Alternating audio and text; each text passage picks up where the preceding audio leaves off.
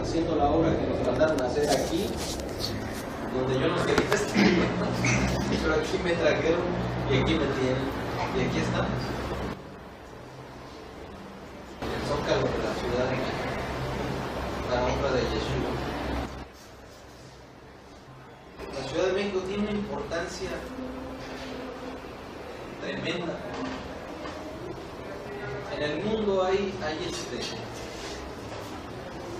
entonces por eso te trajo también el Padre para cubrir ese ministerio. Bien, la cuestión es,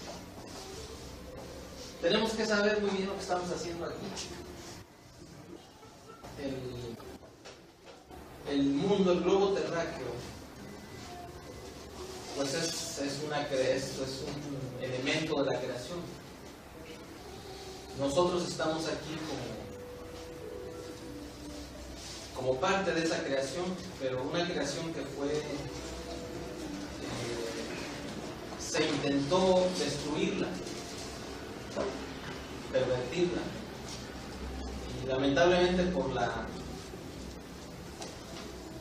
desobediencia de un hombre, Adán, pues la maldición vino sobre la tierra y la tierra se convirtió en un lugar que se deteriora momento por momento. La tierra se convirtió en una casa insegura, en un mundo bajo maldad, porque el que tenía la autoridad y el que era el Elohim de este mundo, Adán, le transfirió con su desobediencia el derecho de ser el Dios de este mundo al enemigo, al rebelde, al soberbio, al orgulloso, que se rebeló contra nuestro Creador y que fue echado del tercer cielo con una tercera parte de los ángeles, lo cual pues ya sabemos. De esto da testimonio Isaías, Ezequiel, el Génesis y el Apocalipsis. Perfila muy bien este conflicto. Y en medio de ese conflicto estamos nosotros, como los hijos del desobediente. Pero a ese desobediente se le prometió que iba a ser redimido de esa situación. Cuando dice la Escritura, de cierto morirás, en el Génesis, y lo repite en la Parashá como el día de hoy, pues está refiriendo a que muriendo morirás. Ese es como lo expresa el hebreo. O sea que entramos en un proceso de muerte, pero vino Yeshua y nuestra condición espiritual muerta fue cambiada en vida. Él resucita como primogénito entre los muertos después de haber padecido con la muerte expiatoria, y nos imparte su simiente a nuestro corazón, a nuestro espíritu, y nos despertamos así con la naturaleza del primogénito entre los muertos. Y de ahí en adelante, desde que creímos en la palabra, desde que recibimos a Yeshua como nuestro Salvador, como nuestro Rey y Redentor, comienza una obra de regeneración. O sea, instantáneamente tenemos vida eterna, ya salvación, pasaporte al cielo. Pero el tiempo que vamos a estar en la tierra necesitamos ser regenerados. Y curiosamente la palabra gracia, somos salvos por gracia, o sea, por un regalo. En hebreo se dice gen. O sea, que recibimos el gen de Yeshua.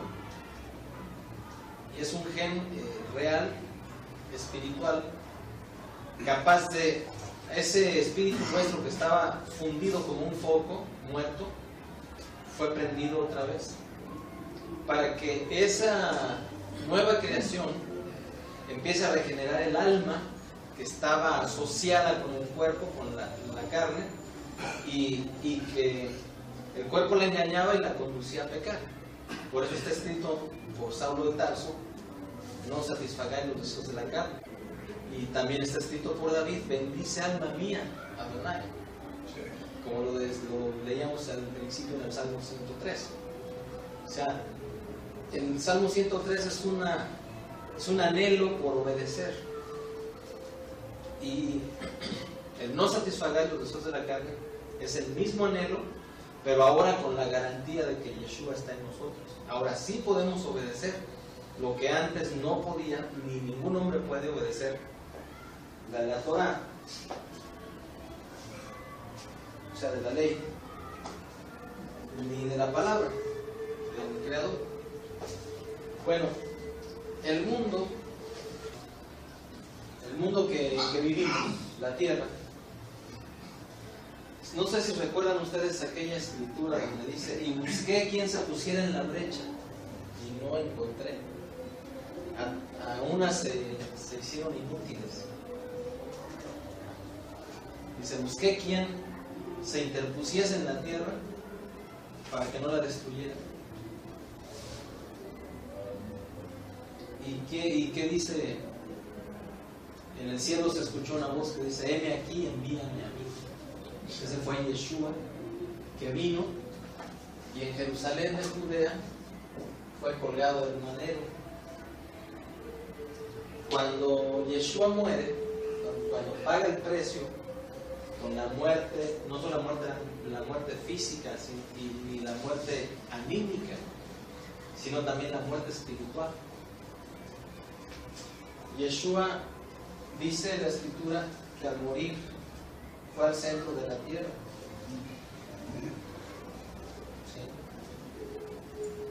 ¿Sí? Y según la señal del profeta Jonás, que fue comido por un gran pez y luego fue expulsado del pez, así estuvo 3 días y 3 noches en el centro de la tierra, Yeshua, y resucita en Cabot,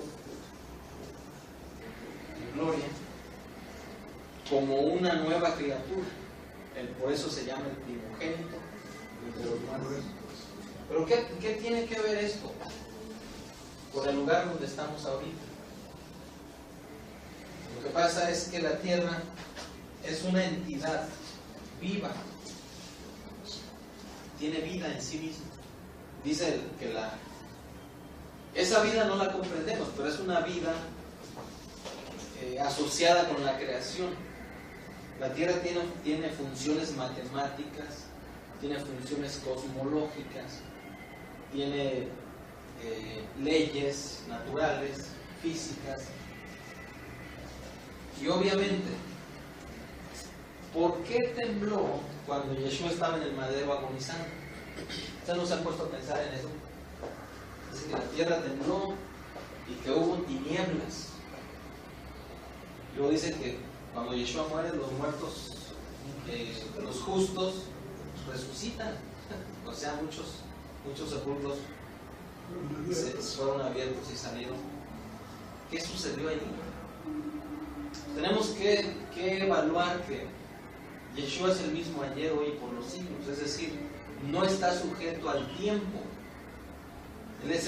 Si Él es el creador y Él es el Adón, es el Señor, el que señorea sobre los señores.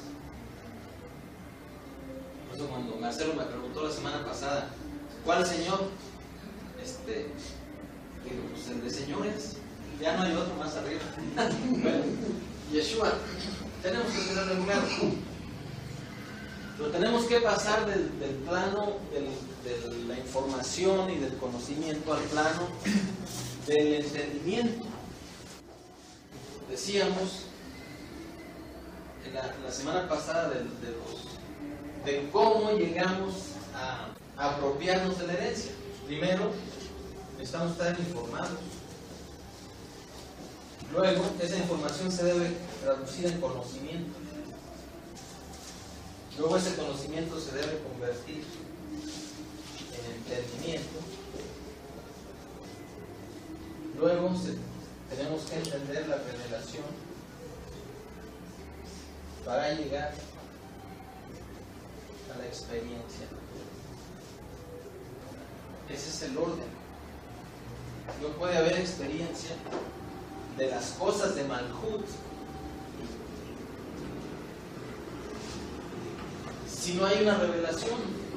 Y si no hay y no puede haber revelación si no hay entendimiento. Y no puede haber entendimiento si no hay conocimiento. Y no puede haber conocimiento si no hay información. Avinu Malkeinu, te damos gracias en esta hora. Pedimos que tu Ruach HaKodesh, Santo Espíritu, nos guíe a toda emet, a toda revelación y a toda sedek, a toda justicia, que nos redarguya de justicia y de pecado, nos ilumine, nos dé su por de lo alto, nos enseñe, nos instruya, nos redarguya, nos censure y nos sancione. Obviamente queremos la bendición, Avinu, para ser los hijos que tú llamaste, para agradarte a ti, y para ser los ciudadanos de Malhut, el reino de los cielos, al que fuimos llamados, teniendo el reconocimiento supremo de nuestro Rey Yeshua, y que seamos súbditos dignos de ese Rey. En su nombre, en el nombre precioso de Yeshua Mashiach, esto te pedimos, amén. O sea, si nos metemos solamente a la experiencia, sin tener revelación, ni entendimiento, ni conocimiento, ni tener información, si nos metemos directamente a la experiencia, muchos pueden salir rebotados, saldríamos rebotados. Y por eso hay grupos y personas que van de un extremo a otro, se ponen a veces a meterse en cosas espirituales que no tienen las bases orgánicas para llegar a esto, y por eso hay extremos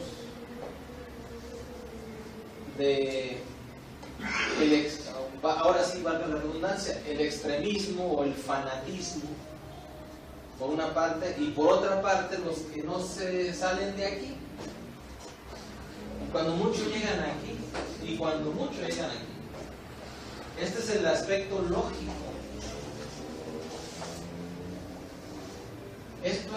Esto opera en lo lógico. Por eso la palabra lógica viene de logos, es conocimiento. El conocimiento abarca todo esto, pero es necesario que el conocimiento se transforme en rima, lo que dicen rema, revelación en griego. Pero ¿para qué quiero revelación? ¿Para qué? En primer lugar, ¿para qué quiero conocimientos? Para tener revelación. ¿Y para qué quiero revelación? Para presumir, como cuando Simón Kefa le dijo, tú eres Atá Barrela, Atá Hamashiach Barrela, le dijo Simón Kefa a Yeshua, tú eres el Mashiach, el Hijo del Eterno Viviente, o el Hijo del Creador Viviente.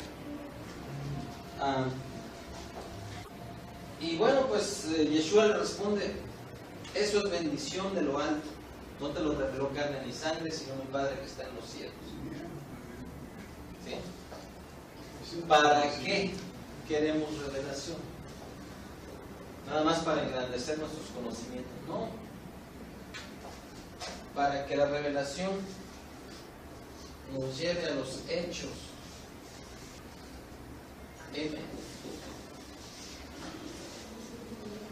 O sea, para que la revelación nos lleve a una realidad de hechos, y que la realidad de la palabra, es decir, de la Torah, de la Besora, de los Nevi'im y de los Tehillim, es decir, la ley, los profetas, los salmos y las buenas nuevas, tengan una realización, una concretización en nuestra vida personalísima.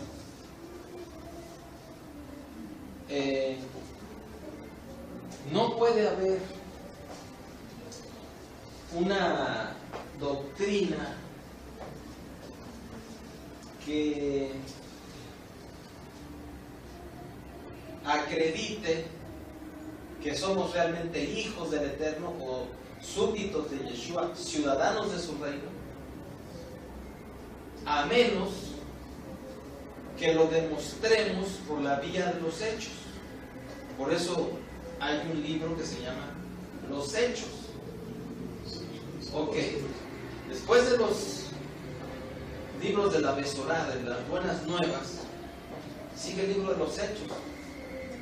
Que las buenas nuevas son el anuncio, pero los hechos son los hechos, lo que produce ese anuncio, no doctrina, no un mensaje académico, no una proclamación académica, no volverse un sopa de letras solamente, sino que nuestra conducta sufrió un cambio terrible, un cambio terrible en el buen sentido, que dejamos de ser los esclavos del viejo hombre y pasamos a ser los testigos de una nueva naturaleza, porque nuestra actitud y nuestra vida y nuestras palabras, nuestros pensamientos fueron transformados de raíz. Por eso Yeshua dice: yo soy la raíz de David, la estrella del amanecer. Y Simón Kefa dice: hasta que el lucero del amanecer aparezca en sus espíritus. Yeshua no es una idea, ni la Besorá es una idea, ni la Torah.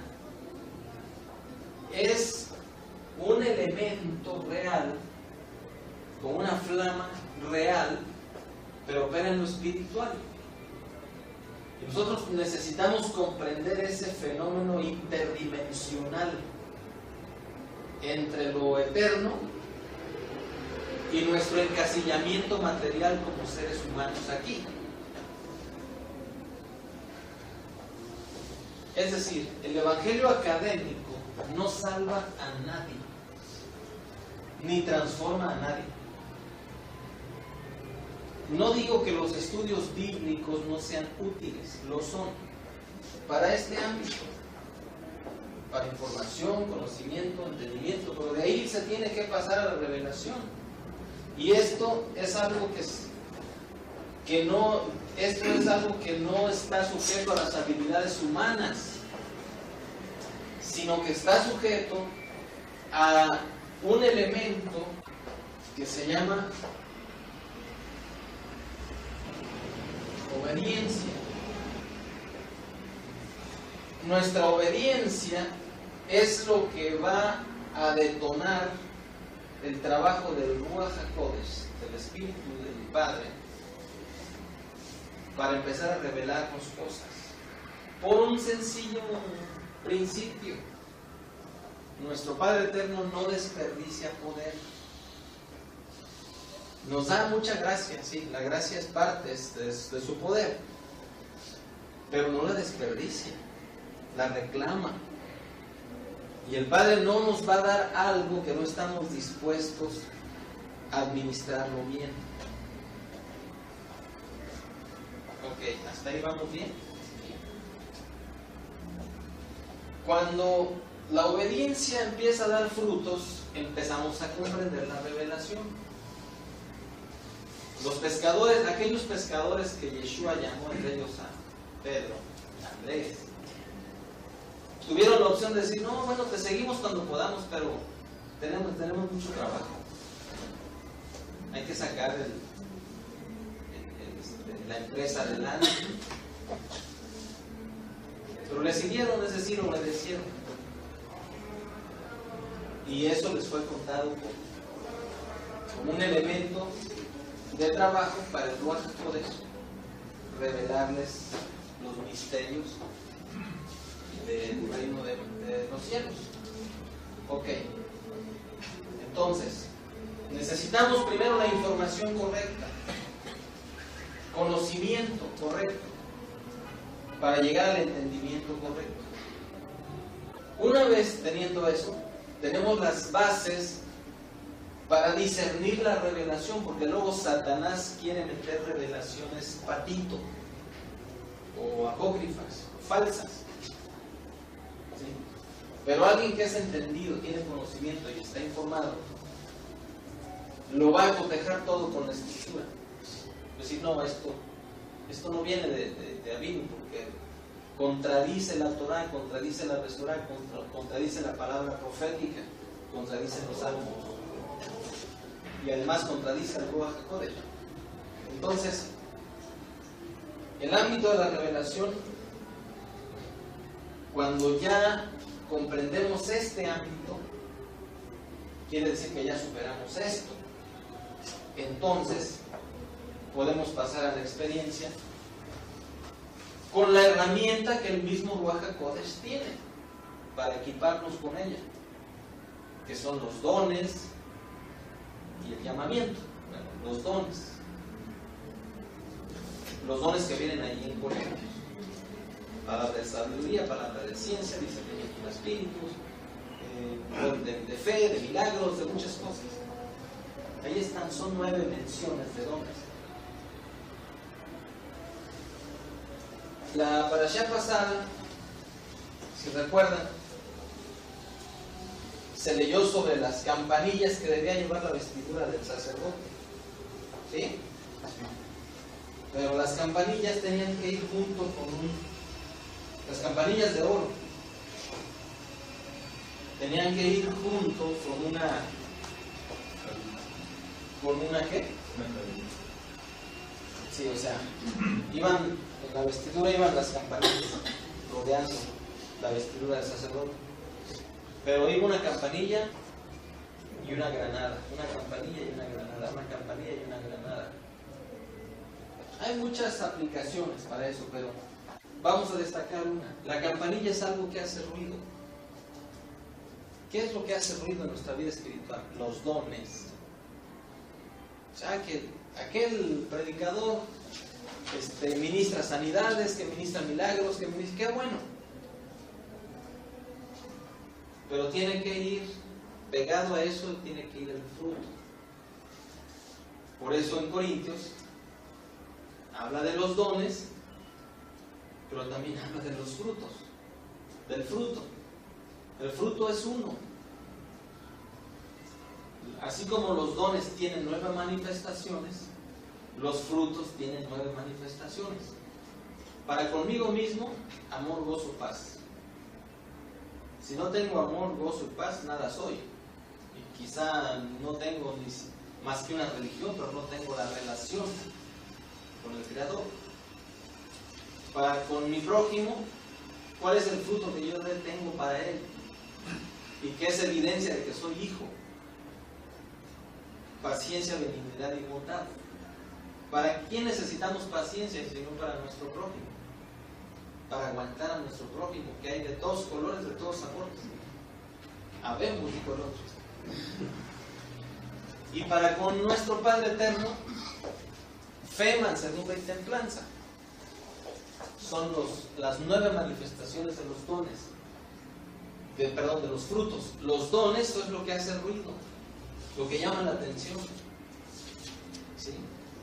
Que hay un evento de milagros, de alabanza y todo eso, y qué bonito. Y hay manifestaciones, digamos, extraordinarias del poder. Pero el sacerdote, o sea, nosotros como sacerdotes ahora en Mashiach, como real sacerdocio, sí debemos de ejercer los dones, pero también el fruto. ¿Sí? Alguien puede presumir de que tiene dones, el don de sanidad, el don de hacer milagros, el don de fe, de lenguas, etc. Bueno, no puede presumir de eso a menos que también presuma que tiene fruto, porque ese es el requisito. Y Yeshua lo dijo: el que se gloría, ¿qué? completa en el versículo. El que se gloría, o sea, el que se enorgullece, enorgullezcase en mí. Y en Isaías dice, ¿en qué se gloriará el hombre? En conocerme. ¿Sí? La tierra, en Jerusalén, aquel día, que Yeshua fue crucificado, pareciera que ese era el último día de la tierra. Esas tinieblas que hubo y ese temblor que hubo, es porque la ira del Padre venía sobre la tierra. Pero en ese momento, que eran las 3 de la tarde de aquel día de Pesaj, estaba el Cordero ahí, intercediendo por la humanidad en el madero. Entonces, toda la ira que venía para que el planeta explotara ese día, cayó sobre el crucificado.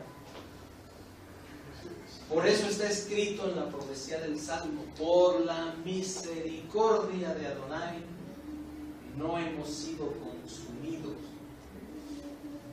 porque nunca decayeron sus misericordias. Nuevas son cada mañana y grande su fidelidad. O sea, el que estaba en el cielo y que dijo, heme aquí, envíame a mí, vino, se pone enfrente de donde viene el juicio y cae sobre él. Y por ese juicio, el justo por los injustos, todos nosotros, derrama su sangre y se cumple el gran Pesaj. Pesaj quiere decir pasar por alto en hebreo. Entonces, al ver la sangre del Cordero, como había sido anunciado desde la época del Éxodo en Egipto, en la noche de los primogénitos, el unigénito, derrama su sangre como cordero y la tierra es perdonada. Y por eso sobrevivimos. Lo curioso es que fue en Jerusalén, porque la tierra está dentro de un orden cósmico, un orden cosmológico y un orden matemático. Entonces, la creación gime a una, o sea, la creación es como si fuera un corazón que está así gimiendo, ¿sí? Y la tierra es dinámica, está en constante movimiento. En este momento la tierra se está moviendo.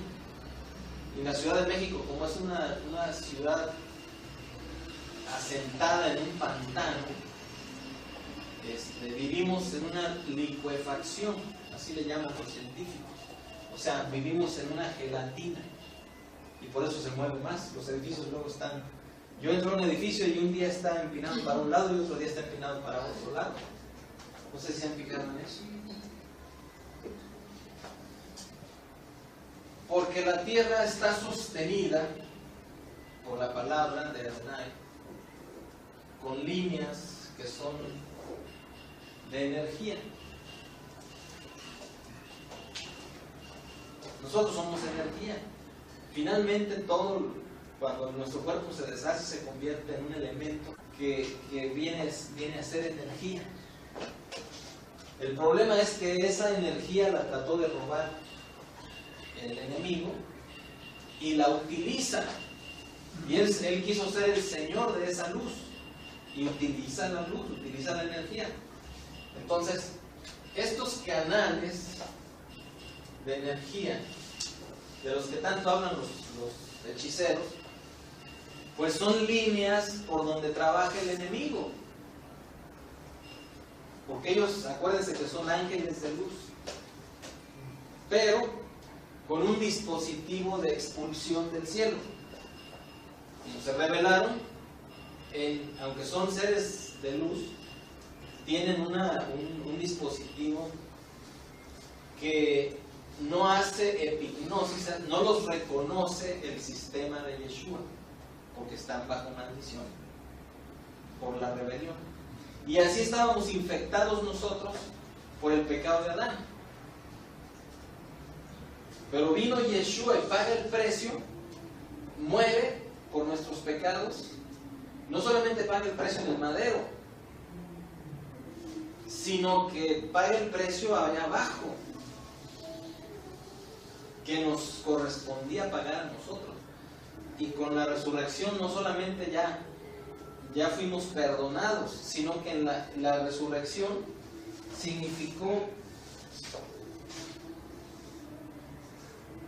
que ahí estando ahí, donde, como dice la Escritura, que en el centro de la tierra fue engendrado, ¿qué sucede si un reo está en medio de la prisión más oscura y de repente el juez dice, caray, en este expediente dice que ese es inocente?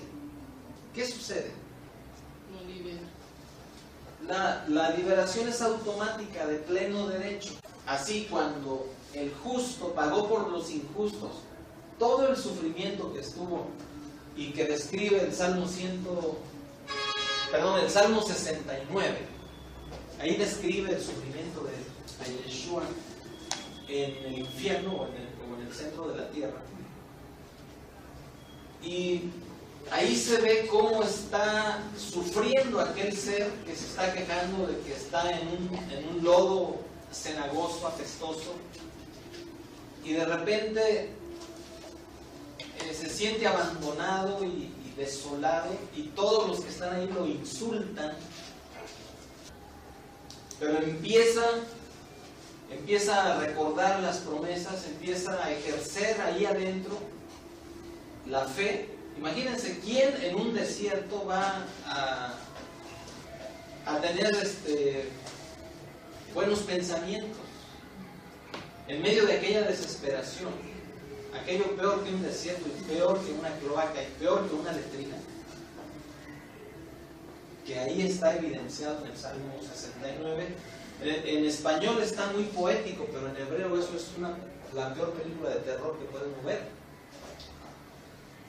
Dice que ahí hay seres que lo insultan todo el tiempo, que cuando llegó lo empezaron a insultar, y ahí en medio de toda esa confusión y desesperanza y sufrimiento, empieza a clamar por las promesas y empieza a alabar en medio de eso, abandonado, y de repente ¡fum!, se produce la resurrección. O sea, nuestro Mashiach tuvo que tener incluso emuná allá abajo para salir de ella. Entonces sale, pero no sale como entró como un hombre.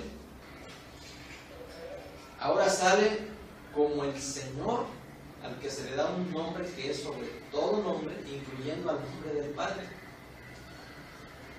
Y sale con esa naturaleza de un hombre nuevo, recuperando lo que Adán perdió, la calidad de hijo, y recuperando la presencia del Eterno, todo Elohim y todo hombre al mismo tiempo, con una simiente que Saulo de Tarso llama la simiente del cielo. Y esa simiente es esa semilla viene de semen. Esa simiente es con la que se presentó a sus discípulos, a más de 500, que no lo reconocían porque tenía otra apariencia. O sea, su apariencia fue, digamos, mejorada, o ya no tenían los latigazos y todo eso, nada más las señales del costado y de las horadaciones. Y se aparece más de 500 y luego asciende al tercer cielo y está a la diestra del Padre. Bueno, cuando nosotros creemos en ese conocimiento y entendemos que somos pecadores y somos redarguidos al arrepentimiento, entonces el Ruach HaKodesh toma de donde está Yeshua sentado, toma de su corazón la semilla. Allá está Francisco Martínez. Dice Yeshua, pero tendrán Zoé, así lo dicen en el griego, en el arameo no me acuerdo, cuando venga sobre ustedes el Ruach HaKodesh. Vida, Zoé, es como un soplo. Pero ya no es el soplo que le dieron a Adán, sino el soplo de Yeshua, del primogénito de entre los muertos. Esa naturaleza eterna está en ti. Eso es lo que nos regaló Yeshua.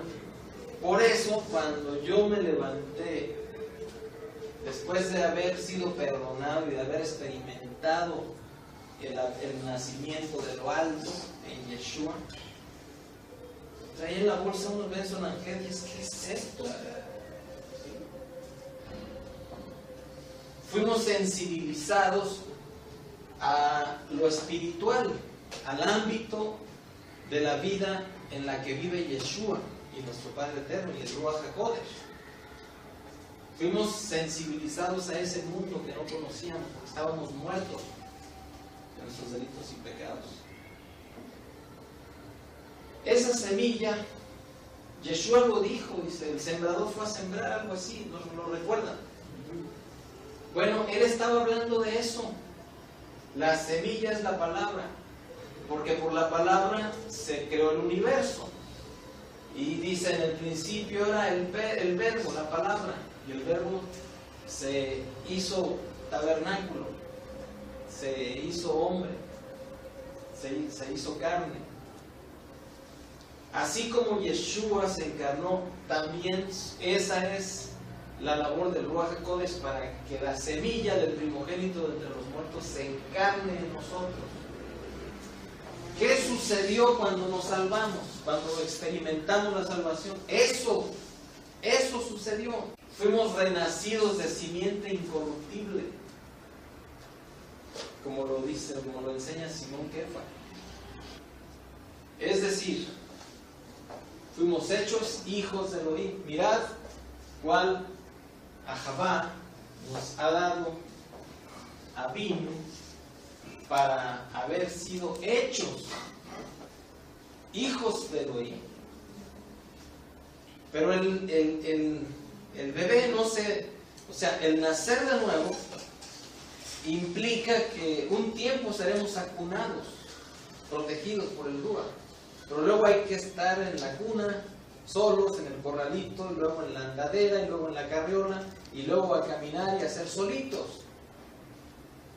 Y a crecer, a conocer a nuestro Padre Eterno, a conocer su reino, su herencia, y luego a disfrutar de esa herencia. Pero en tanto el heredero es niño, es igual que un esclavo.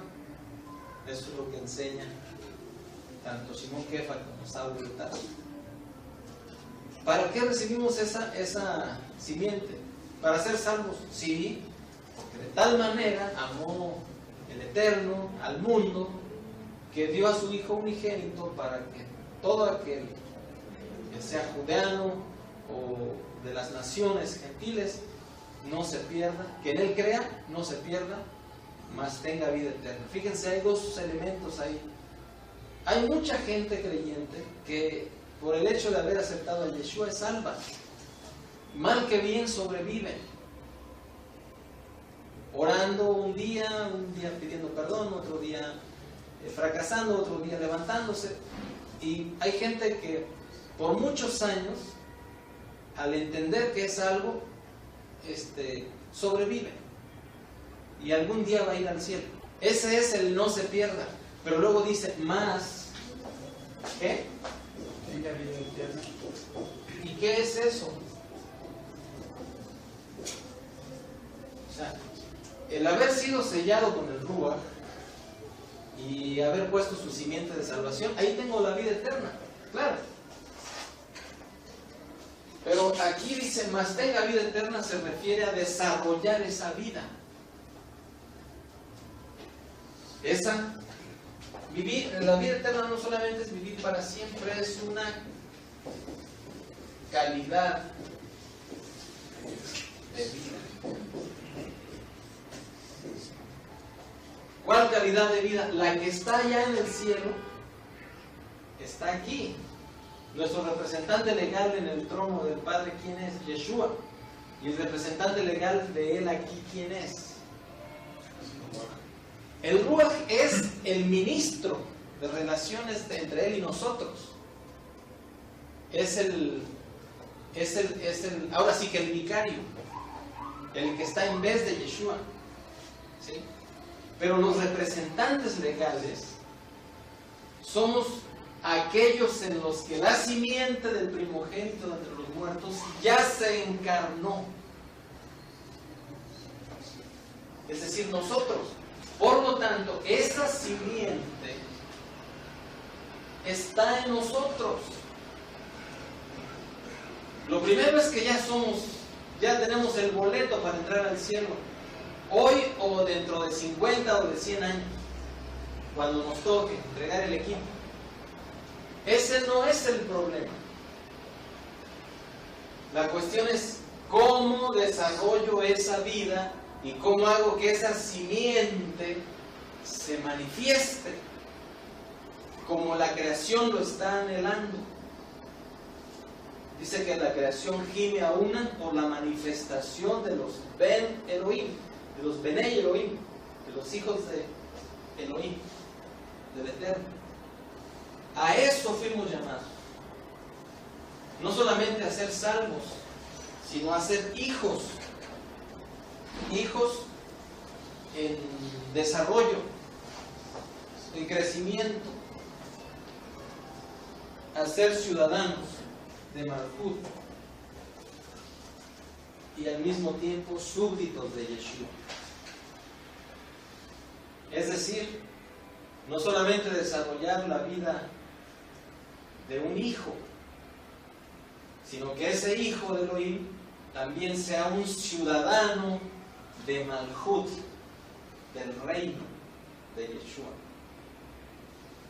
Por eso esta célula es un olivo, el olivo de la Ciudad de México,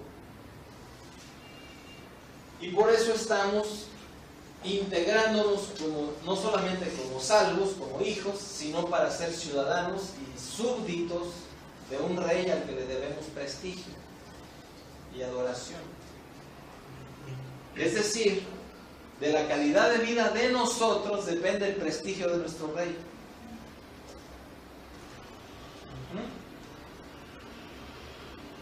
El mundo entero yace bajo el maligno.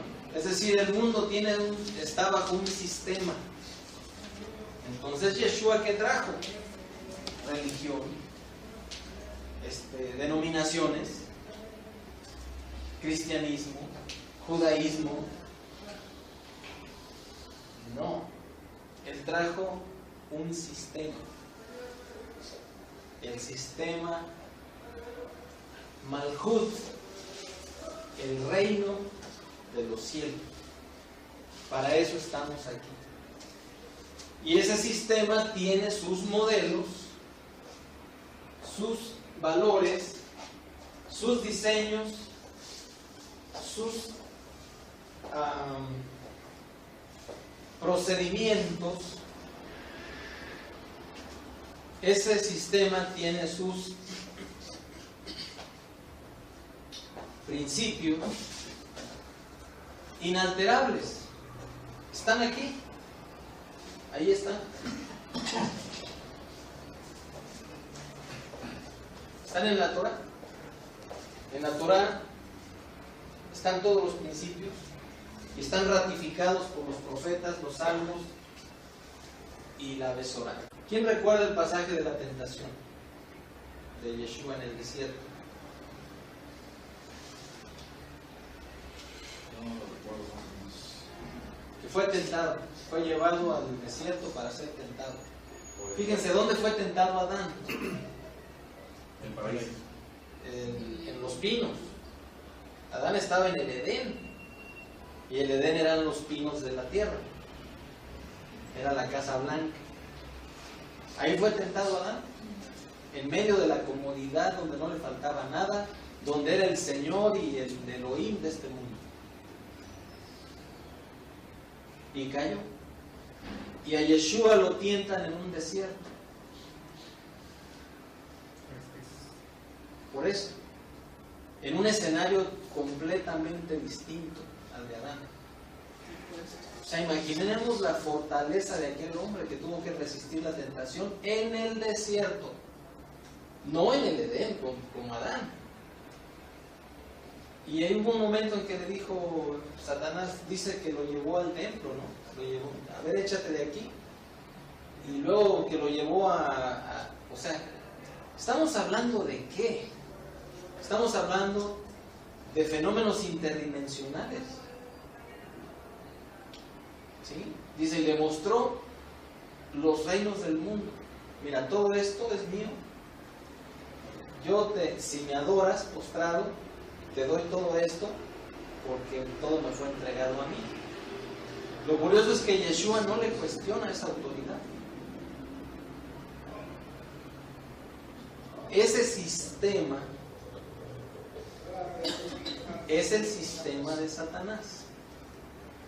¿Sí? Pero Yeshua trajo su propio sistema. Y dice ahí la escritura, dice Saulo, que somos embajadores, ¿no? ¿De qué? Pues del sistema de Yeshua, de Malhut, del reino de los cielos. ¿Por qué estamos aquí? Aquí están las tres potestades que han señoreado sobre este continente. Están representadas. En 2004, orando en un lugar aquí, en un lugar alto, ahí nos viene una palabra y el Padre nos revela el nombre de las potestades. Ok. Hemos leído de que no tenemos lucha contra carne y sangre, sino contra principados y potestades, contra los gobernadores de las tinieblas de este mundo, o sea, de este sistema. Alguien preguntó en algún momento, bueno, es que aquí lo que se está haciendo es política. No, eso es muy barato. Aquí no tenemos tiempo de andar haciendo tonterías. La política, bueno, es un elemento de procedimientos humanos, de relaciones, qué sé yo, pero eso es demasiado, es demasiado insulso para ser el objetivo que tenemos aquí. Este lugar tiene una conformación ritual. Desde aquí se controla y se conectan puntos de control mundial, valga la redundancia, de estas líneas de energía de las que hablábamos. Por ejemplo, Tokio, Beijing, Moscú,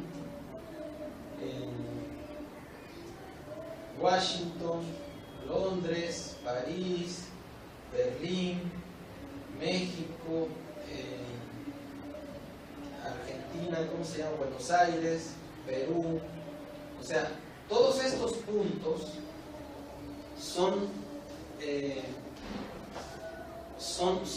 representan polos de energía de donde el enemigo, usando la misma creación, domina el mundo. Y el más importante de todos, ¿cuál creen ustedes que fue? ¿O qué es? Jerusalén, porque ahí fue donde fue crucificado el Cordero. Ahí es donde Abraham ofreció a Isaac.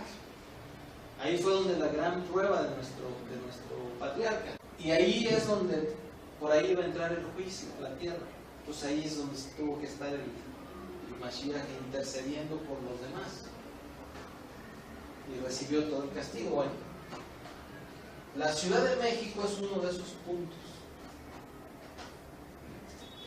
Esas líneas, ¿qué significan? Que se conectan unas con otras. En el plano matemático. ¿Para qué creen ustedes que son las matemáticas y la matemática son nada más el lenguaje, pero ¿para qué creemos que es la astronomía?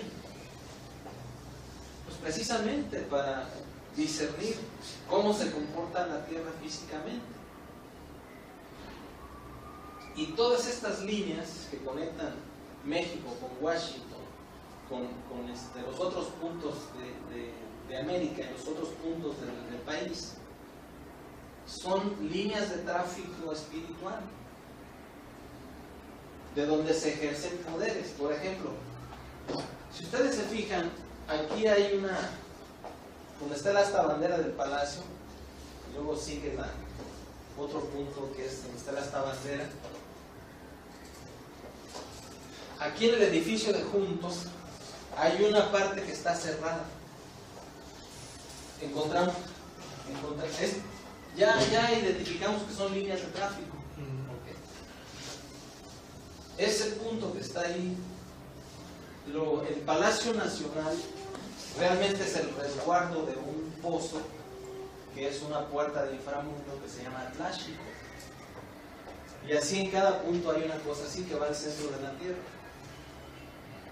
Está resguardado por militares por muchos años, hasta todavía los años 90, hasta todos los 90, porque yo una vez en los 90 llegaba yo aquí al Hotel del Roble, que está aquí a 2 calles, y una ocasión me fui a meter allí al palacio, como que dije, ¿qué hago? Y el Ruach me dijo, vete de turista. Y fui, y de repente llegué a un lugar horrible, en el patio trasero del Palacio Nacional. O sea, como un monte descuidado, como algo ahí muy raro. Entonces me sale un militar. Dice, no puede pasar para allá, señor. Le digo, ¿qué hay ahí? No, pues es un lugar reservado. Nada más hasta aquí. Ah, bueno, muchas gracias. Pero sí daba miedo acercarse ahí. Después, en el sexenio de Fox, sobre ese pozo pusieron un edificio allá atrás y está resguardado 24 horas por militares. No tenemos lucha contra carne y sangre, sino contra principados, contra potestades, contra los gobernadores de las tinieblas de este mundo. ¿Sí? La percepción mía, y es solamente una percepción, es una hipótesis mía, es que ahí en ese lugar hay un ser interdimensional, un demonio, que es el que dicta todas las órdenes desde el sacerdocio espiritual. Y como nosotros estamos aquí, tuvo que traer al obispo de Roma para, de forma contestataria, hacer algún ritual que le permita seguir sosteniendo el poder. Y precisamente cuando nosotros estamos pasando por una crisis administrativa aquí, de varios meses, que gracias al Padre ya estamos saliendo de ella. Ok. Aquí en el palacio, aquí en el edificio de junto, hagan de cuenta, están los arquitos estos, aquí están los ventanales. Bueno, aquí si se fijan, aquí, estos son 2 edificios. Aquí hay una línea, la que viene de esta bandera, se mete por aquí. Hay una cortina de un negocio así. Esta la abren y la cierran, pero aquí junto hay otra. Y esta siempre está cerrada. Como que si fuera una disposición expresa. A ver, esta línea aquí no debe haber nada. Pusieron una cortina y está, siempre está cerrado. Si no, ahorita que salgan, lo ven, porque es una línea espiritual. Se llama de línea ley. De las llamadas líneas ley. No sé por qué les llaman así, pero bueno, así lo llaman. Pues Yeshua estuvo en la línea esa, donde iba a pasar el juicio para que explotara la tierra. Pero gracias a que derramó su sangre, el justo por los injustos, la tierra sobrevivió todavía lo que llevamos ahorita, 2000 y fracción de años, alrededor de 2000 años más, hasta que entre el último que se tenga que salvar. estamos en medio, estamos en este lugar ritual. La potestad de allá enfrente se llama Novus Ordo Seclorum. Es la delegación oficial del Novus Ordo Seclorum que está en Washington, D.C. Es la República Imperial, ahí está. Esta es la potestad vencida, autóctona, Grande Tenochtitlan, el gobierno de la ciudad. Y el otro es Sacro Imperio Romano Germánico. Si se fijan, es una conjunción de potestades que están aquí con un propósito, y es un propósito ritual. ¿Cuál? Llevarse a toda esa gente y a toda la que pueda. Perderla de Yeshua, dominarla, esclavizarla. De hecho, la gente está esclavizada al sistema. Y no solamente la gente que no conoce a Yeshua, lamentablemente también nosotros, porque funcionamos según ese sistema y no tenemos un sistema propio. Sí lo tenemos, pero no lo tenemos operando. Por eso, hace 24 años, el 12 de octubre del 92, más bien en el 92, como desde marzo, como desde por ahí, pero el 12 de octubre le dije a un grupo de anusims ahí de mi pueblo: vamos a hacer un festival para las Américas. Hicimos un festival ahí, conmemorando, pues yo no sabía ni qué, pero sentía que el impulso del Ruach para hacerlo, como reclamar una libertad, como algo así. Y celebramos el 500 aniversario de la llegada de los judíos españoles a América. Porque los llamados descubridores de América eran judíos convertidos a católicos. Cristóbal Colón, Rodrigo de Triana,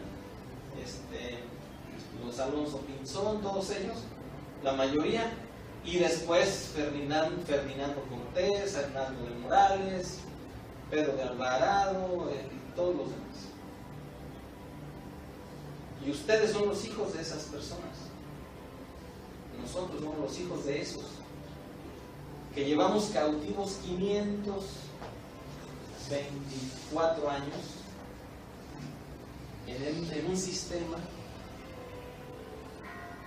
y que bueno, algún día alguien nos predicó de Yeshua con la patente que haya sido, y ahí comenzó nuestra libertad.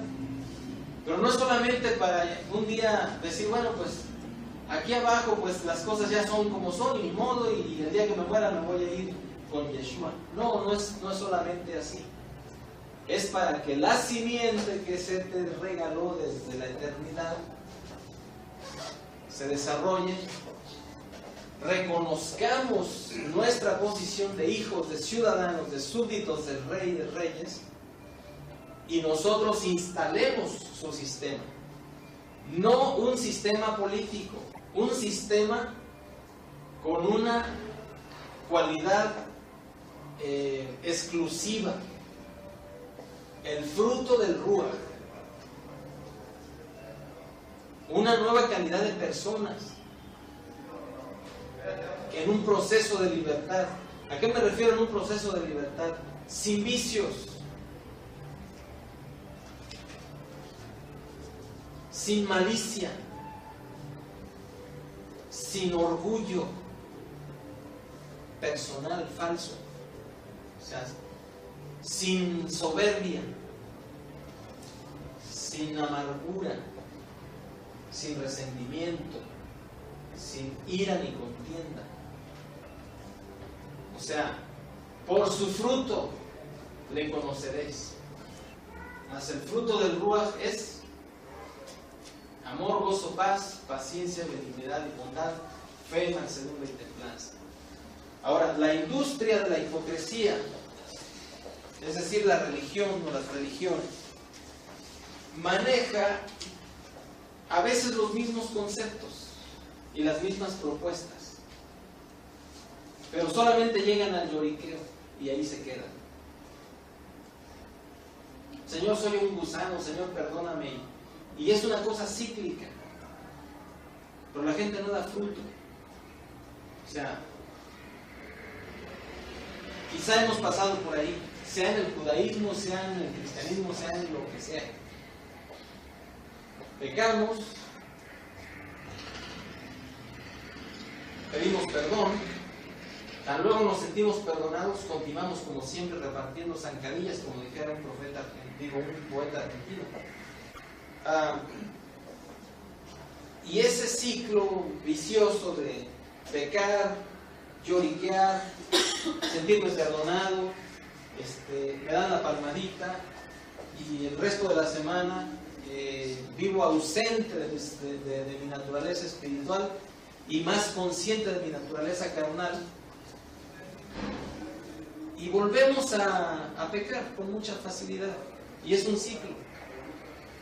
Peca, llora, se levanta, camina, peca, llora, se levanta, camina, peca, llora, se levanta, camina, y no sale de ahí. Ese es el negocio de la religión, la industria de la hipocresía. Nosotros, de estar en ese ciclo, es necesario que salgamos para ya no volver a ese ciclo. Pero solamente la obra del Ruach lo puede hacer a través de un elemento que se llama obediencia. ¿Y qué es la obediencia? La obediencia es un rigor mínimo. La salvación es por gracia, pero la bendición es por obediencia. La salvación es reconocer nuestra condición de pecado y nuestra necesidad del Salvador, recibirle y confesarle, pedirle perdón. Ya, usted ya va al cielo. Pero si quiere bendición, eso tiene una regla. Bueno, 3 reglas. La primera es obediencia, la segunda es obediencia y la tercera es obediencia. ¿Cómo queremos salir de nuestro sistema esclavizador, siendo nosotros mismos esclavos de ese sistema, si no obedecemos? Acontecerá que si oyeres atentamente la voz de Adonai tu Elohim, esto voy a hacer para ti, así dice en el hebreo, donde dice esto te vendrá. O sea, bendito serás, etcétera, etcétera, etcétera. Y luego también viene la maldición. Entonces, a la hora, me decían unos amigos allá en San Luis, bueno, es que yo quisiera saber exactamente cuál es la voluntad del Padre. ¿Por qué? Pues porque estoy así y así, pues esa es la voluntad del Padre. ¿Dónde dice? Mira aquí, Deuteronomio 28, Levítico 26. ¿Estás diciéndome que soy un desobediente? No, yo no te digo nada. Eso es lo que te están diciendo aquí, a ti y a mí, porque el mal no viene sin causa, la maldición no viene sin causa. Y a toda bendición antecede una causa eficiente, eso es una ley, escríbala. Y la causa eficiente es obediencia. En medio de toda este complejo de potestades, aquí en este lugar donde nunca hubiera imaginado que iba a estar yo haciendo lo que estamos haciendo, porque este lugar no me agradaba, pero una vez mi mamá en la tienda me puso a hacer unos paquetes, un polvo que olía muy mal, porque era para insecticida, y había que venderlo a granel y pesarlo en cuartitos. Entonces yo le decía, es que a mí no me gusta hacer esto. Pues ahora lo vas a hacer hasta que te guste.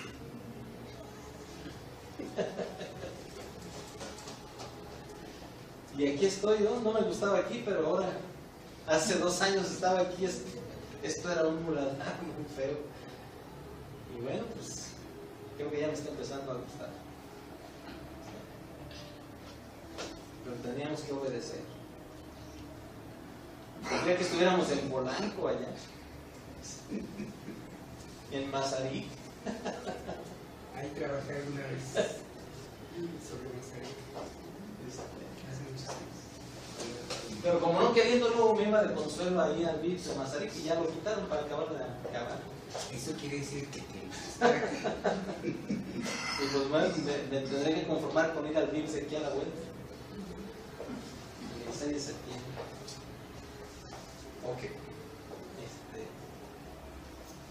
Entonces nuestra posición aquí es compleja. Es porque tenemos un llamamiento. Aquí no está cualquiera, no aguanta cualquiera. O sea, este es un lugar muy peligroso para estar aquí. No por el peligro político, no, porque aquí, si tenemos fallas espirituales, pueden ser de consecuencias muy tristes. ¿Alguna pregunta, algún comentario? Sí. Es pregunta, ¿por eso Jerusalén siempre está en guerra? Claro. Porque yo me preguntaba cuando era adolescente, que me gustó escuchar las noticias, ¿por qué siempre está en guerra? Algún día se va a acabar. Y ahora veo y digo, pues ustedes que desde siempre, que yo siempre he estado en guerra, ¿pero es por eso, por la cuestión espiritual? Sí, todas las ciudades tienen una connotación espiritual relevante. Jerusalén con más ganas, o sea, es la tierra, es donde va a reinar Yeshua por 1000 años. Entonces, el enemigo tiene sus siervos que están tratando de maldecir el lugar para evitar lo inevitable, porque Yeshua cuando llegue va a poner orden.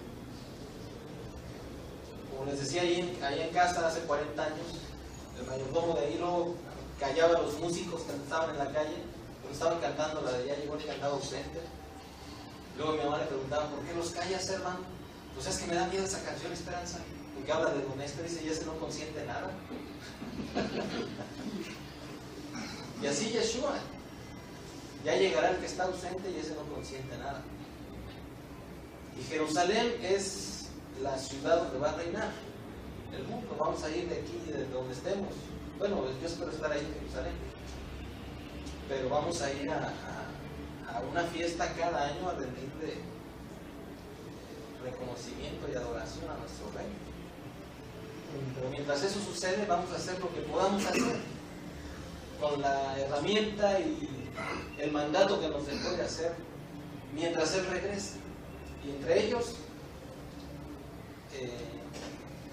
que muchos más de la casa de Judá y de las naciones vengan a Él. Entonces habrá guerra allá en Jerusalén hasta que venga Yeshua. Sí. Él le va a poner fin a la guerra. Es la ciudad donde Él derramó su sangre, donde se pagó el precio de la redención de nosotros.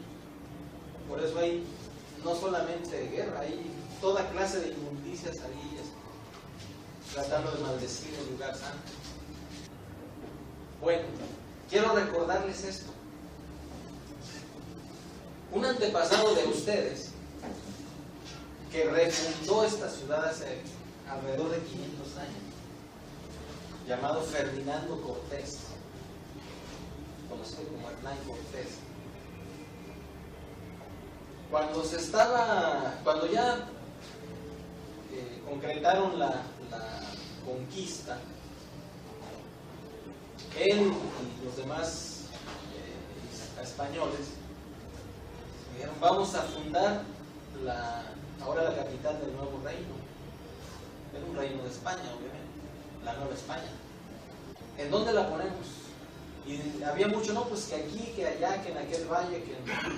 Pero entonces, Ferdinando Cortés dice algo así, que yo creo que fue el Ruach HaKodesh a través de este nombre. Así como el burro que tocó la flauta, dice aquella fábula. Y así como Caifás que profetizó sobre Yeshua. Dice, yo creo que en este lugar donde tanto se ha ofendido el nombre de nuestro Creador o del Creador, yo creo que aquí se debe de edificar la nueva capital para buscarle dar honor a ese nombre por tanto que se le ha ofendido. Y con esa palabra convenció a todos de que aquí se erigiera la capital de la Nueva España, que ahora es la Ciudad de México. Bueno, ya ha sido la Ciudad de México. Esas palabras son una herencia respaldada por el Ruach HaKodesh. Por eso estamos aquí, para reclamar eso. Hay un libro que se llama de González de Obregón, ¿Quién lo conoce ese libro? El México Viejo se llama. Ahí vienen registros de la Inquisición, desde familias de algunos de ustedes que están en los procesos en la Inquisición. Y ahí viene esa declaratoria. Una vez que yo, de esas veces que estaba aquí, que tenía tiempo, y el Ruach me dice, vete a una librería, busca por ahí algo, libro,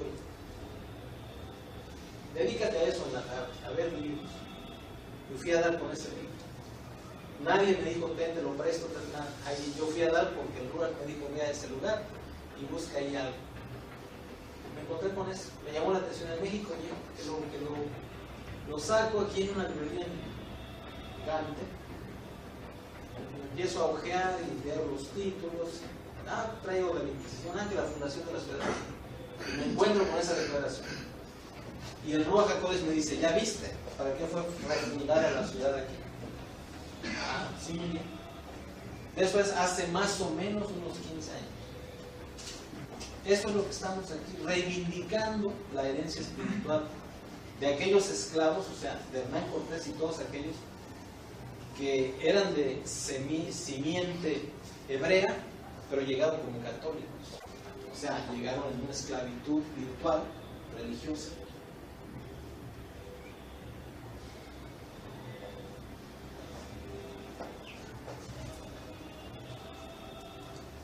Voy a tratar de explicar un poquito. Digamos que el judaísmo, el cristianismo, bueno, ¿alguna reflexión, algún comentario? Con respecto a lo que mencionas de información, conocimiento, entendimiento, revelación, experiencia.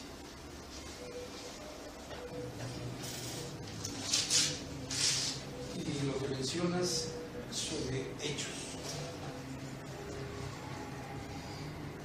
Cuando hablas de Hernán Cortés, tengo a bien de recibir de Israel, que comentaba directamente de Jerusalén, los hechos que los judíos hacen todos los días: masacrar palestinos.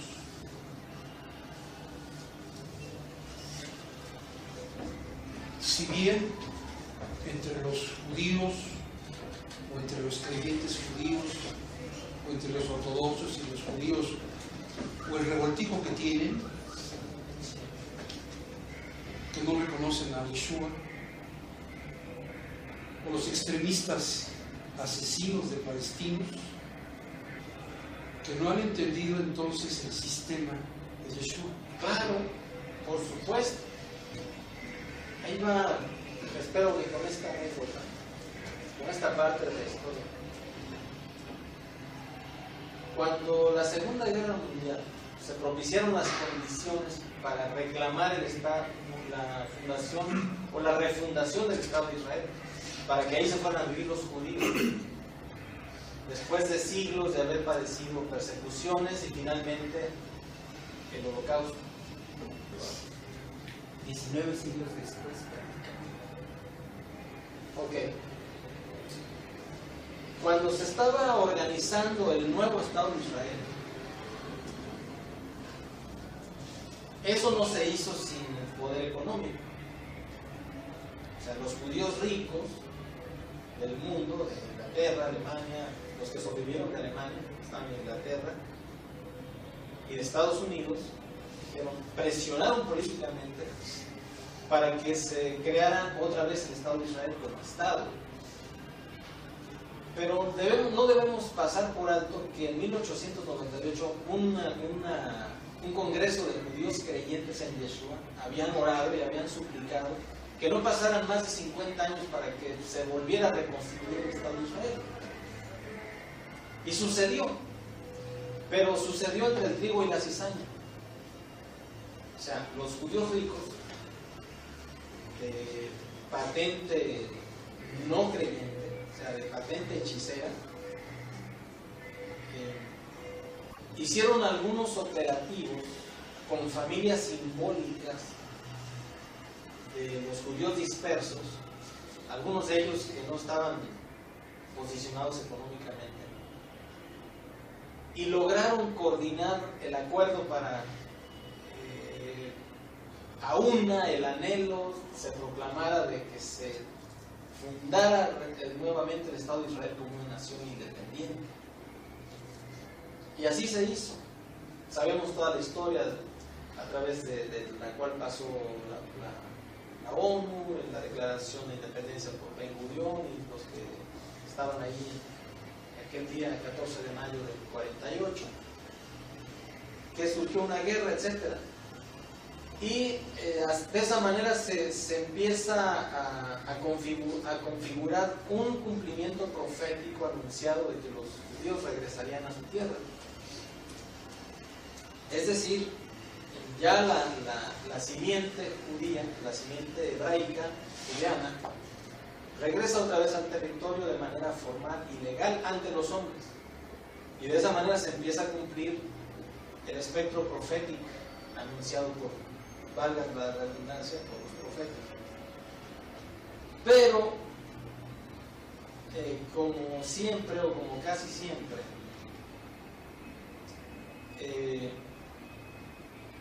aquellos que han tenido el poder económico y que lamentablemente no son creyentes en Yeshua, empezaron a capitalizar políticamente el Estado de Israel. Y el sionismo, de haber comenzado como un ideal,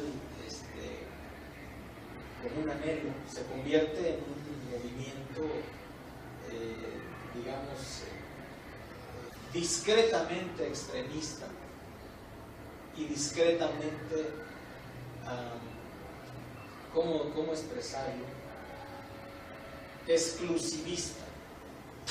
Y empiezan a marginar a los idealistas que tenían vínculos históricos con ese hecho, la creación del nuevo Estado de Israel. Y hubo quien se dio cuenta y dijeron, bueno, lo que empezó como un anhelo del cumplimiento profético, pues se convirtió en un control político en manos de los pragmáticos. No sé si me explico. Y así tenemos el día de hoy un Estado de Israel que sí hay un remanente del pueblo de creyentes, pero son una minoría en Yeshua, pero manejado tanto por un clero judaico detrás, como por una clase política masónica. Y esos son los que están manejando la relación con los palestinos. O sea, finalmente, no que los palestinos estén mal del todo, tienen un derecho. Pero el problema de los palestinos también es su religión. Y el problema de los israelíes, en el caso de los no creyentes, pues es esa doble moral de un sistema político intolerante y que, bueno, aparentemente laico, pero manejado con principios racistas y exclusivistas, por no decir otra cosa. Sí es un problema, pero no es el problema de los creyentes. Ahora, el problema acá en América y en México es que muchos creyentes en Yeshua empezaron a hacerse prosélitos de Israel y del judaísmo rabínico,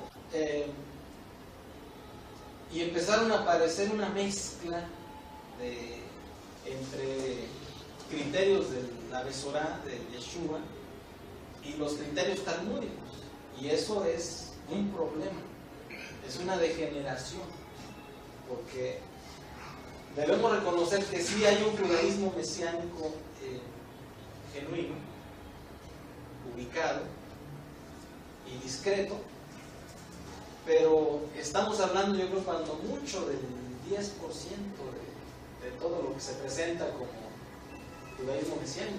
El 90% es charlatanería. Entonces, ¿nosotros qué estamos haciendo? ¿Levantándonos como la nación judía? No. No estamos aquí para hacer judaísmo, pero tampoco para hacer cristianismo. Si se pudiera decir de esta forma, ¿qué es lo que sí estamos haciendo? Estamos haciendo judeanismo, que es distinto. Y no importa que lo repita cada Shabbat. Judaísmo es un protocolo religioso. Cualquiera de los que está ahí puede hacerse judío. Cualquier pame, como dijeran en mi tierra, cualquier indígena, puede hacerse judío. Y de hecho aquí los he visto. Personas indígenas, o sea, vestidos de judíos o disfrazados o con un protocolo ya talmúdico, qué sé yo, con un rollo. Pero judeano implica linaje, y eso es lo que nosotros sí estamos haciendo, porque la nación de Israel, la nueva nación de Israel, quedó definida en la sentencia de Mashiach, Yeshua, en el madero, cuando pusieron ahí, esto es en arameo, Yeshua Hanofri Melech Hayunim, o sea, la traducción, Yeshua de Nazaret, este es el rey de los judeanos. Esta palabra no dice judíos, como lo quieren hacer aparecer. Dice judeanos. Este es el rey de los judeanos. Y miren lo que aparece ahí. Aprovechando el viaje. ¿Quién sabe lo que está escrito ahí? ¿Eh? Tetragrama. Entonces, Israel político es un sistema que forma parte del sistema masónico. Ese no es lo que estamos haciendo aquí. De hecho, lo vuelvo a mencionar, entre las cosas de mis antepasados que me quedaron a mí, encontré la bandera de Israel de hace 2000 años y no llevaba una estrella. Se la quitaron lo que llevaba y los hechiceros pusieron una estrella ahí, pero no era así. Encontré también una partitura de una marcha preciosa que era el himno, era como la marcha de Judea, algo así. Y estamos restaurándonos como hijos, pero como súbditos, y como la nación hebrea o judeana o israelita de Yeshua, no la del sionismo. Y si un palestino se arrepiente y acepta a Yeshua, es tan judeano como nosotros. No sé si... Perdón, al punto que quería llegar, que se refiere a información, conocimiento, entendimiento, reflexión, experiencia. Ajá. Mencionaste a Ortiz. Sí. Bueno, como un contexto histórico. Como un contexto histórico está Quetzalcóatl. Si bien los de origen de este lugar, así como los de origen de Israel o de Palestina o de cualquier parte del mundo, si hubiésemos tenido, y no por profecía o por como haya sido en la palabra de Adonai Hashem, que le tocó a su hijo estar en el lugar, y si bien el sistema de Yeshua lo hubiese entendido Hernán Cortés, creemos que los tiempos nos permiten no van a gloriarnos, sino, desde mi entender, es con hechos. Sí. Lamentablemente los hechos de Hernán Cortés no hablan de eso. Lo que es evidente, Francisco, es que sí hubo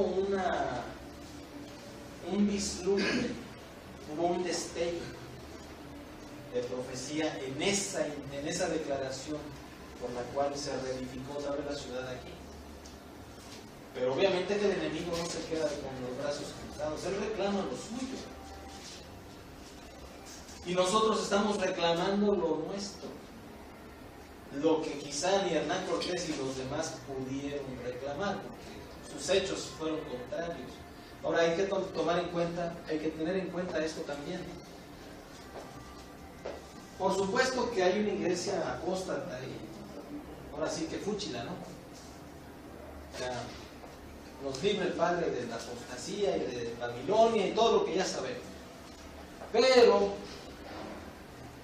lo primero que llegó de la Besorá a este continente fue en ese envoltorio. Lo primero que se dijo de la Besorá, que fue en una isla del Caribe, por allá abajo, en el sureste, fue en una misa católica. Se leyó la Besorá de Yeshua. Y aunque fuera envuelto en toda esa parafernalia babilónica, pero así llegó la luz a este continente. Bueno, ya venía viciada y por supuesto que si se ha ensuciado el manejo de la Besorá, pues alguien la tiene que limpiar. A lo mejor somos nosotros. Esto está sucio, la ciudad está sucia, es ritual, el zócalo, ahí hay demonios. Bueno, pero somos la luz. Y somos la sal de la tierra. Y no se prende una luz para ponerla debajo de un cajón o de una mesa. Cuando el movimiento de liberación de Israel contra los ingleses, hicieron lo mismo, salir y degollar a los ingleses para liberar Israel. La lucha es la lucha. Ahora, El ojo por ojo y el diente por diente. diente por diente. De hecho, hay una cuestión que también es necesario entenderla. Yeshua lo advirtió. Yeshua nos puso sobre aviso que el desarrollo del mundo, su sociología, iba a estar sujeta también a la espada. Porque obviamente el mundo es una gran disputa entre un sistema y otro. ¿Y qué pasaría, por así decirlo, ya que lo mencionas? Para no darle una salida nada más, digamos, filosófica.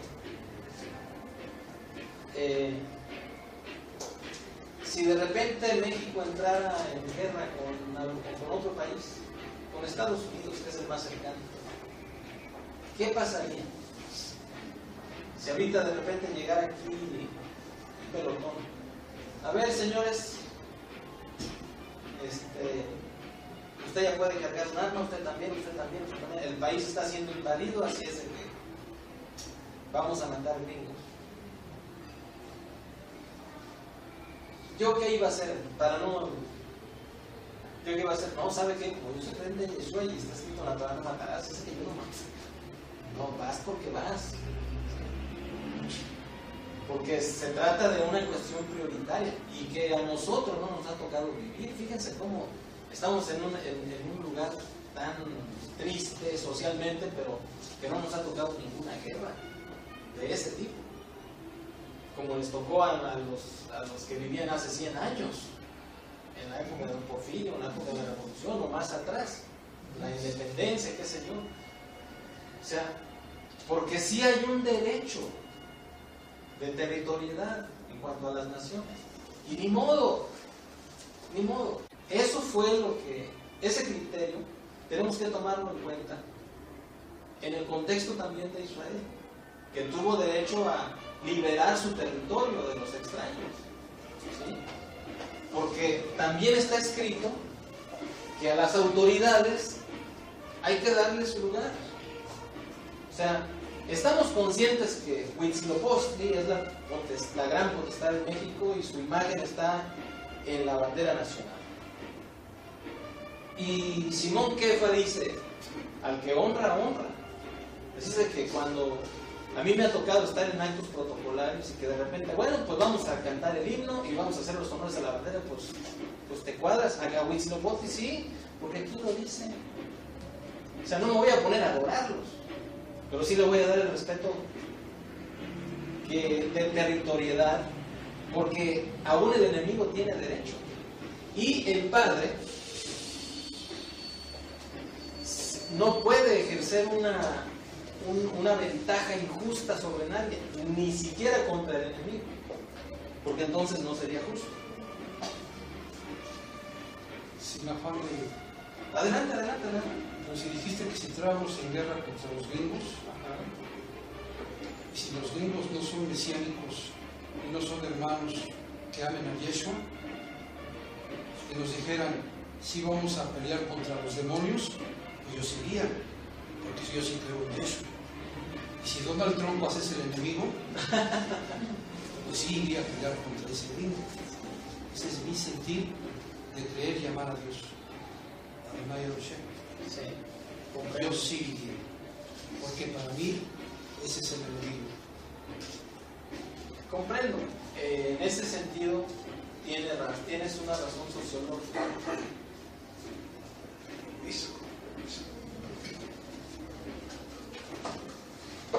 En el caso, miren, hace un año más o menos, algunos amigos, oye, sí, mira, es que tenemos que establecer relaciones con el Estado de Israel, con la embajada, y no es para eso, para lo que estamos haciendo esto. ¿Por qué? Porque son un sistema consolidado y son masones. Tienen otro patrón.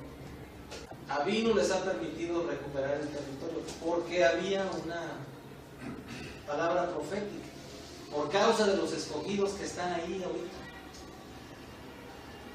Pero nosotros somos el Israel de Yeshua, y aquel, en parte, el Israel que rechazó a Yeshua. ¿Sí? Entonces, por supuesto que va a llegar el día en que vamos a tener que interaccionar con ellos, pero cuando tengamos la suficiencia, un mínimo de consolidación institucional. ¿Sí? Decir, aquí estamos nosotros. Somos el Israel de Yeshua, y que nos veamos por lo menos de par a par, y no andar haciendo el ridículo ahí buscando migajas de hechicería. Pues ¿qué es eso? Si ellos dependen en lo soberano, el Padre vela por todas las naciones, Él es Señor sobre todas las naciones, pero su conexión directa de ellos es con la autoridad espiritual masónica, ¿sí? Y no reconocen a Yeshua como Mashiach. Nosotros de la templanza. ¿Perdón? De la templanza nos puedes hablar un poquito. Templanza viene del temple de moderación. Temple de moderación. Algo que no hace. Templanza es algo que, incluso el acero templado. ¿Qué es el acero templado? Es algo que se calentó mucho, se vuelve a enfriar y se vuelve a calentar varias veces para hacerlo muy fuerte y muy resistente. Es hacer resistente. Exactamente. Tener moderación. Ese proceso de temple es que nos hace moderados, equilibrados. No irnos a los extremos. Como ser Miren, yo de repente conozco amigos y a lo mejor yo era así o peor, de que, no, si no es negro, entonces es blanco. No, momento. Hay partes que son negras, pero hay otras claroscuras, hay otras azulitas, hay de todo. Eso es ser templado. No, como ya me dijiste eso, entonces, Me voy al otro extremo. Eso es lo contrario. Templado es ser analizarlo todo y retenerlo bueno. Es como ser Moderado, moderado, o sea, por ejemplo, que puedes equilibrado. es como cuando unas personas son fanáticos, muy fanáticos, religiosos, y otros son totalmente ateos que no creen en nada. Y te nuevamente los extremos. Sí, un extremo y otro. Y sí, hay quienes, oye, pues, una vez iba yo con un amigo cristiano de San Luis.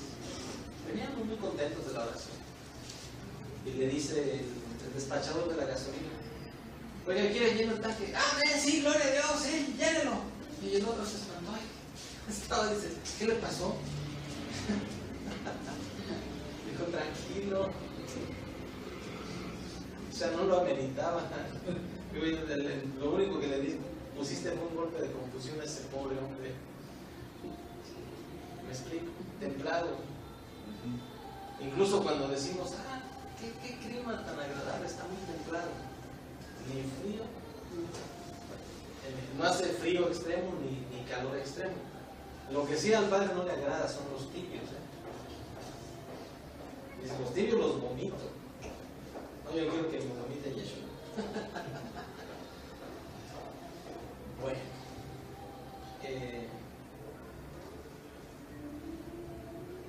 ¿qué hora tenemos? Las 6. ¿Las 6? Más de las 6. 6. No, las 6. Las 6. Quiten la bandera. Miren, tenemos que entrar a una sección de avisos. Hace 3 años, hace como 3 años y medio, un pastor amigo mío aquí me dijo, oye, ¿por qué tus apuntes no los escribes en un librito, en algo, un manual? Y pues salió este manual. Son los apuntes como de 10 años. ¿Cómo? ¿Qué clase de apuntes? Miren, a veces cuando leo algo, estoy leyendo la escritura, me voy a dormir o lo que sea, o que después de orar, ya que estoy dormido, de repente me viene una frase o un versículo, lo entiendo con cierto enfoque, entiendo que me viene una revelación, de las que el Ruach acostumbra hacer a todos los seres humanos que le buscan. Entonces, siempre tengo una libreta y un lápiz en mi buró y escribo la frase y me vuelvo a dormir. Y así se me van acumulando. Después las veo y de repente las desarrollo, de repente las comparto. Bueno, de ese tipo de frases está hecho este librito. Hace 3 años las decodificamos en temas. Y lo considero que es un manual, como puede haber otros, con este contenido. Una cosa importante, esos son los temas. Una cosa importante, por ejemplo, tradición, iniquidad, semántica, la Torah, obediencia, la obra perfecta. Y la quinta y la sexta, ver y entrar, la simiente de Mashiach, What a Wonderful World, bienestar y dinero, la iglesia, el cristianismo, los cristos, deidades paganas, Jesucristo, engaño, ignorancia, antigua advertencia hebrea, en tanto el heredero es niño, el judaísmo mesiánico, Israel es Israel, Jerusalén y Samaria, Israel y la iglesia, la gracia, decir amigo, enséñanos a orar, el nombre, una nota adicional al nombre, sal de ella, pueblo mío, el Shabbat, los rudimentos, el diezmo, los conversos, escucha Israel y referentes bibliográficos. ¿Sí? Son temas que pues yo traté de hacerlo lo más corto, lo más sencillo. El tema más largo de estos, de los que están aquí, son el nombre.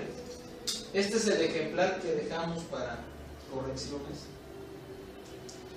Ya no lo tenemos así, pero lo tenemos en PDF por correo electrónico.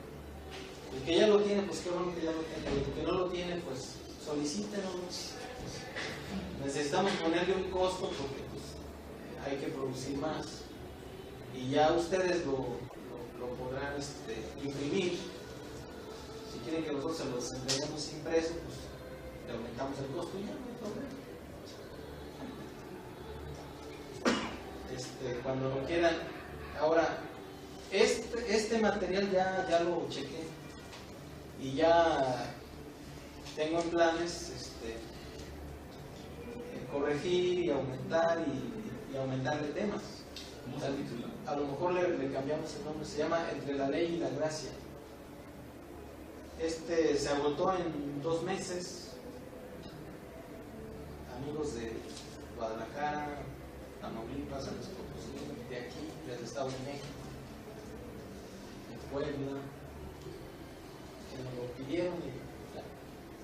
Una edición chiquita, fue nada más como. Esta es una edición, si se fijan, pues artesanal. Y lo pusimos así porque no teníamos tiempo para poderlo sacar rápido. Pero obviamente lo vamos a trabajar para editarlo ya y ponerlo en librería. ¿Y de qué hablamos? Pues de estas cosas que hablamos aquí. Esa es una. La otra es aclarar el punto de que no estamos haciendo una iglesia, ni estamos haciendo una congregación mesiánica, tampoco. Estamos haciendo una comunidad, sí, pero de ciudadanos de Malhut. Y hay de todo. Vienen cristianos, vienen judíos, mesiánicos serios, o sea, no de los patitos. Y venimos los que no somos religiosos también. Hay un amigo que dice, bueno, yo soy muy religioso, Rafa, no sé. Bueno, pues yo no. Qué bueno que lo seas para ti, y pues, qué bueno que yo no lo sea para mí. Porque el que come para Elohim come, y el que no come, pues para el Elohim no come. ¿Sí? La cosa es que no nos tropecemos unos con otros. Es bien fácil entender esto. Es facilísimo. O sea, en lo diverso, respeto. Y en lo coincidente, ¿en qué coincidimos? En Yeshua. Bueno, pues tenemos que enfatizar en la unidad en Yeshua. En las diferencias no, ¿para qué? Que si el Señor usa pues kippah o que el otro no, pues eso no es relevante. Que si se pone talit, que si se ponen los del talit catán, que si usa así, usa así. Eso no es relevante. Porque entendemos que, como está escrito, muchas son las moradas de Jacob. Tenemos distintos trasfondos y distintos apegos culturales, qué sé yo, pero sobre la marcha el que nos va a poner a todos,